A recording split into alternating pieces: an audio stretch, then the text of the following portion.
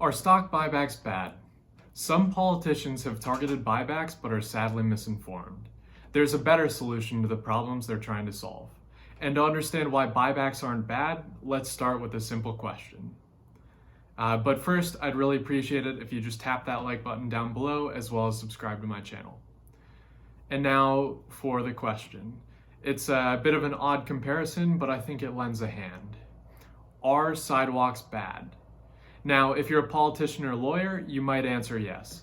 You might end up getting some votes or money out of it. But for the rest of us, I hope it's a resounding no. Sidewalks aren't bad.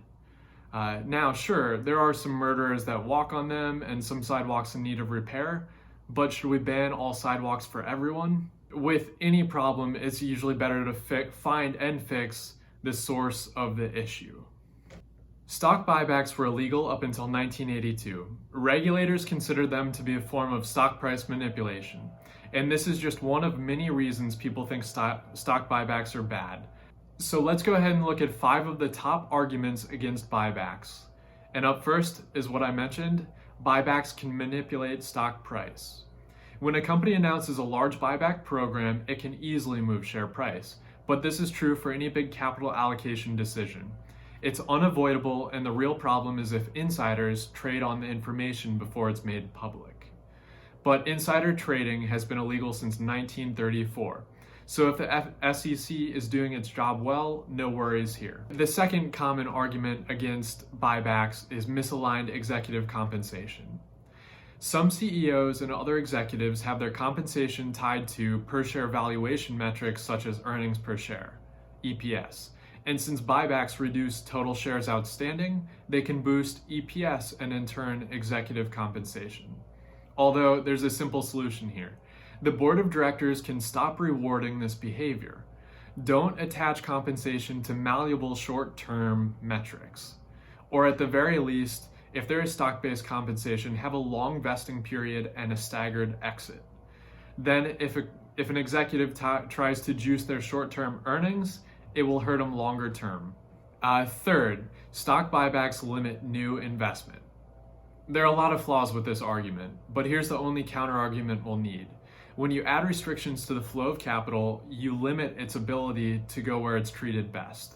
In a study by the Tax Foundation, they found that buybacks don't displace long-term investment, and in some ways actually even support it.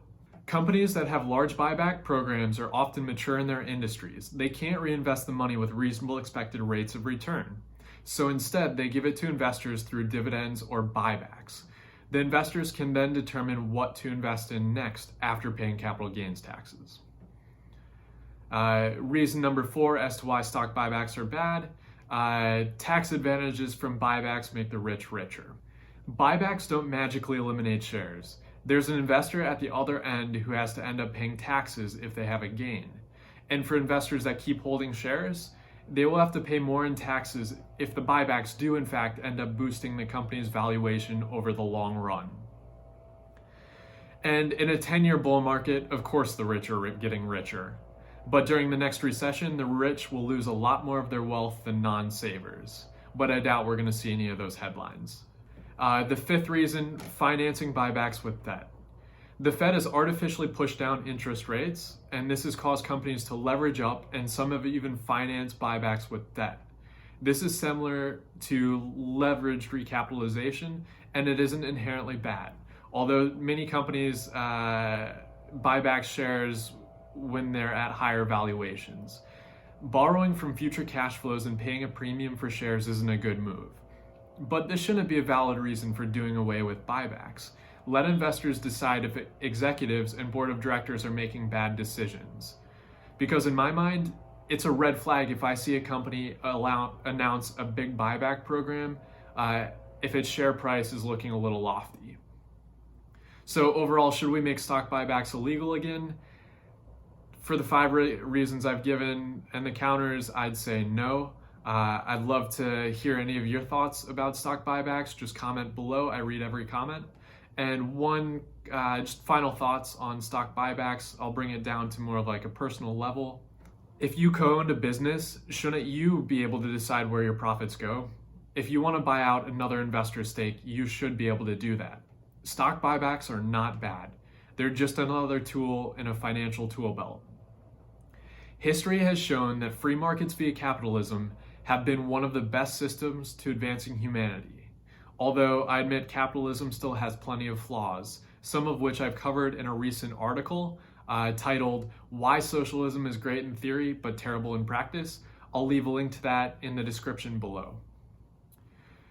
With history as a guide, we should let investors determine who's using their tools to create the most value. Because ultimately, companies that don't create more value than they consume will end up failing and ceasing to exist. As an investor, I look for great businesses trading at attractive valuations. The onus is on me to determine if stock buybacks are bad with each company I invest in. Buybacks are not inherently bad. Now, I hope you enjoyed my research today, and if you did enjoy it or learn something new, please share it or just leave a comment below. I read every comment. I'd also really appreciate it if you just tap that like button down below as well as subscribe to my channel. And I hope you stick around for some more content. Here's also some recent videos that I've created, so go ahead and check those out. Thanks for stopping by.